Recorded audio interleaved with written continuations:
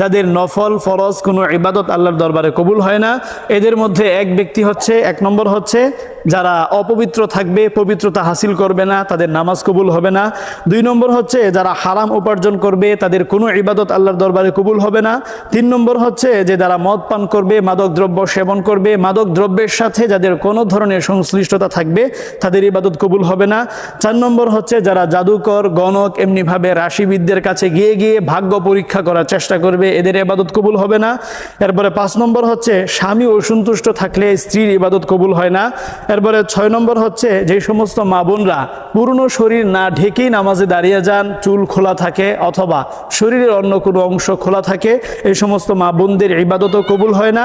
এরপরে 7 নম্বর হচ্ছে এমন ইমাম, যেই ইমাম আসলে ইমামের প্রতি মুক্তাদিরা, মুসল্লিরা যৌক্তিক কোনো কারণে, ভ্যালিড কজ, কোনো যৌক্তিক কারণে অসন্তুষ্ট থাকে, সেই ইমামের নামাজ কবুল হয় না।